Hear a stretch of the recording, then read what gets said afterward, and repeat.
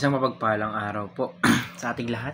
Ako po si Charles at welcome po sa aking daily devotion. Magkakaroon tayo ng panibagong series sa linggong ito, The Trinity. So, ang Ama at ang Anak at ang Espiritu Santo.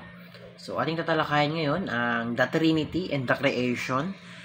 Genesis chapter 1 verse 1 to 3. Unang simula ng Biblia, ganon. So, sabi rito, in the beginning, God created the heavens and the earth. Now the earth was formless and empty. Darkness was over the surface of the deep, and the Spirit of God was hovering over the waters. And God said, let there be light, and there was light. So, ito yung ginawa na ng Diyos, yung mundo natin na una niya ginawa yung lupa at saka yung mga, sabi dito, ang lupa ay walang anyo at walang laman at binalot sa kadiliman. So, kaya sabi niya dito, at sinabi ng Diyos, magkaroon ng liwanag at nagkaroon ng liwanag. So, sa unang teaching, ano nga bang unang aral sa verse na ito? So, sabi, the Father created all things. So, ang gumawa ng lahat-lahat ay ang Ama, ang Diyos Ama. Sabi niya, ayun sabi doon ang lupa. In the beginning, God created the heavens and earth. So, nang pasimula, nilikha ng Diyos ang langit at lupa. So, ang Diyos Ama, ang gumawa ng lahat ng bagay sa mundo. So, sa ikalawang teaching nga sabi, Jesus was the agent of creation.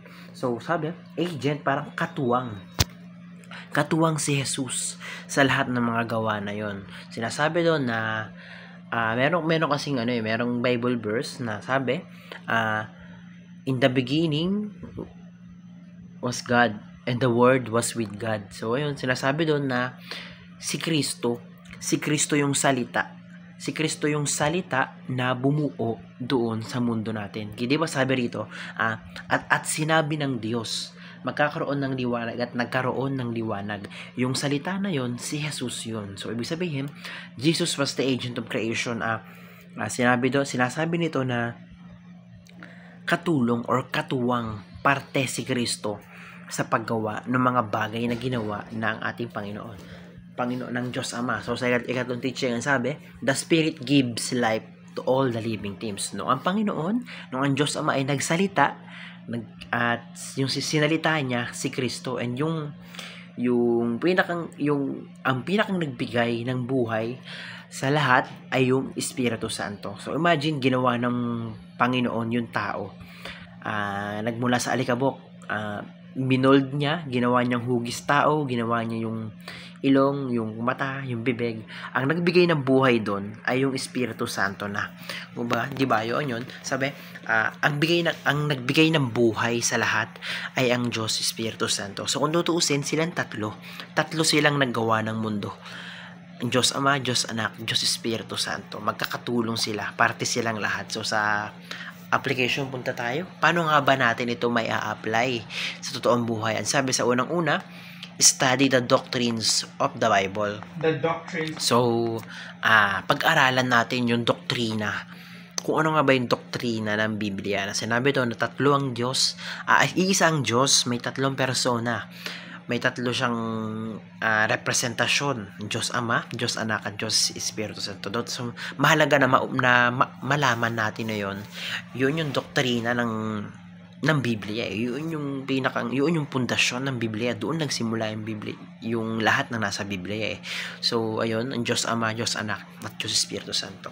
So, sa ikalawang application na sabi rito, learn to explain the difficult teachings of the Bible. Oo, sobrang hirap. Kahit nga ako, nahihirapan talaga ako i-explain kung ano nga ba talaga yung mga pinagkaiba-iba nung Diyos Ama, Diyos Anak, Diyos Espiritu. Pero sabi rito, learn to explain the difficult teaching of the Bible. So, mahirap talaga. Mahirap mapaliwanag, mahirap ipaintindi kung ano nga ba yung tatlong persona ng Panginoon at yung doktrina ng Panginoon at ng Biblia. So, kaya ang sabi rito, matutunan natin na ipaliwanag ng maayos yung totoong nilalaman ng Biblia. So, yung totoong doktrina ng Biblia. So, sa ikatlong teaching ang sabi rito, at ikatlong application, understand why you believe and what you believe. So, dapat hindi lang tayo basta nakatenggang Kristiyano or masabi lang na Kristiyano. Dapat naiintindihan natin na bakit tayo naniniwala at ano yung pinaniniwalaan natin. So, mahalaga na mapag-aralan natin, mahalaga na malaman natin yung doktrina ng Biblia. Mahalaga na malaman natin simula dun sa tatlong Diyos, sa tatlong persona ng Diyos na Diyos Ama, Diyos Anak, at Diyos Espiritu Santo. So, ayun, mahaba pa ang linggong ito para mapag-usapan natin yung the Trinity and ng ating Panginoon. Sa araw na ito is yun na lang muna. Maraming salamat po and glory to God.